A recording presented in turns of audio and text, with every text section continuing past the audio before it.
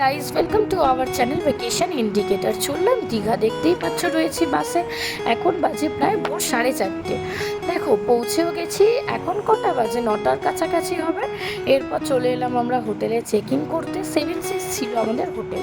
সমুদ্র থেকে 5 মিনিটের ডিস্টেন্সেই আমাদের হোটেলটা ছিল।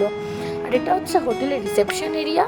আমরা কিন্তু হোটেল আগে থেকে বুক করে রাখিনি, আমরা ওখানে গিয়েই হোটেল বুক করেছিলাম। দারুণ সুন্দর, দারুণ বড় রিসেপশনটা ছিল। আর এদের গোটা হোটেলটাই খুব সুন্দর। 24x7 কাস্টমার সার্ভিসও রয়েছে, প্লাস 4 হুইলার 2 হুইলার পার্কিংও রয়েছে। আর তার পাশেই রয়েছে সুইমিং পুল। ভেবেছিলাম সুইমিং পুলটা কীরকম হবে সেটা আগেই দেখতে চলে গিয়েছিলাম।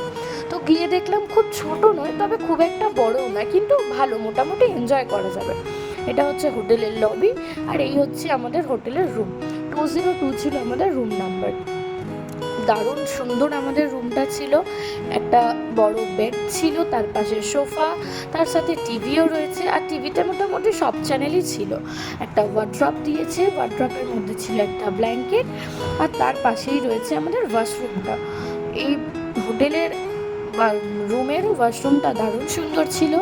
ওয়াশরুমটার খুব বড় না হলেও খুব ছোট ছিল না, সুন্দরভাবে এখানে এটা ইউজ করা যাবে। দারুণ পরিষ্কার ছিল।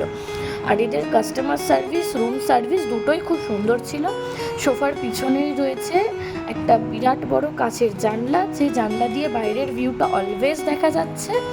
আর নিচেই দেখতে পাচ্ছ 4 হুইলারগুলো পার্কিং করে রাখা রয়েছে। তার পাশেই রয়েছে হোটেলের আমাদের রুমের ব্যালকনিটাও খুব সুন্দর ছিল, দারুণ সুন্দর ছিল। এখান থেকেও ভিউটা মোটামুটি ভালোই আসছিল।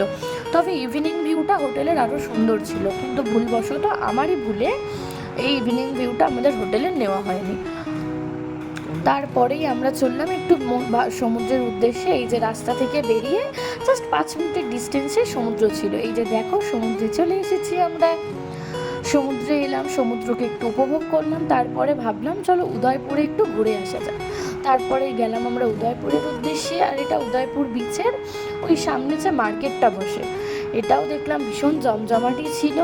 তারপরে এই যে উদয়পুর বিচ, এখানে তো জানোই সমস্ত কিছু পাওয়া যায়, সব কিছু খাবার দাবার মোটামুটি অ্যাভেলেবেল থাকে। আমরাও অল্প কিছু খেলাম। তারপরে নিজেদের মতো আনন্দ করে হোটেলে এসে আমরা গেলাম পুলে আনন্দ করলাম। সেদিন আর সমুদ্রে স্নান করিনি। তারপরে গেলাম আমরা লাঞ্চ করলাম, হোটেলেই লাঞ্চ করেছিলাম। তারপর সন্ধ্যেবেলা বেরোলাম একটু সমুদ্রকে ঘুরতে, সমুদ্রের ধারে বসতে। সমুদ্রের ধারে বসে সমুদ্রের হাওয়া এনজয় করার মজাই আলাদা। এই যে দেখো, এখন মোটামুটি সমুদ্রে নামার স্কোপ নেই, কারণ অলরেডি জোয়ার এসে গেছে। আর রাতের খাবার এটা। আর সেদিন রাত 12টায় আমার বার্থডে সেলিব্রেট করা হয়েছিল, এটা তার কিছু ফুটেজ। তারপরের দিন সকালবেলা, ডে 2তে আমরা চললাম মোহনার উদ্দেশ্যে। একটা লোকাল গাড়ি ভাড়া করে নিয়েছিলাম আমরা, সেটা করে চললাম মোহনাতে গিয়েও আমরা দারুণ এনজয় করেছি। তবে কি জানো তো, এই জায়গাটা ভীষণই কনজেস্টেড ছিল। তারপরে পুলে আমরা এসে একটু আনন্দ করলাম। সেদিনকে সমুদ্রেও স্নান করতে গিয়েছিলাম, কিন্তু সেটার ভিডিও করা হয়নি।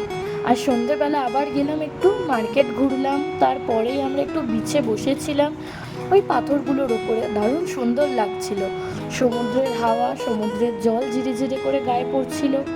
আর এটা পরের দিন সকালের ফুটেজ, ডে 3তেও সকালটা দারুণ ছিল সমুদ্রের পাড়ে। 1 কাপ চায়ের সাথে এটা দারুণ লেগেছিল। আকাশটা দেখতে পাচ্ছ কতটা সুন্দর। এই আকাশটা দারুণ এনজয় করেছি এই সমুদ্রের সাথে। তারপরে এবার বাড়ি যাওয়ার পালা। তবে দারুণ ঘুরেছি, হোটেলটাও খুব সুন্দর ছিল। তোমরা কেউ যদি চাও হোটেলটা নিতে, ইজিলি হোটেলটা 10টায় হোটেল থেকে চেক আউট করে বাড়ির উদ্দেশ্যে রওনা দিলাম। কোলাঘাটে চলে এসেছি। টাটা, দেখা হবে পরের একটা ভিডিও।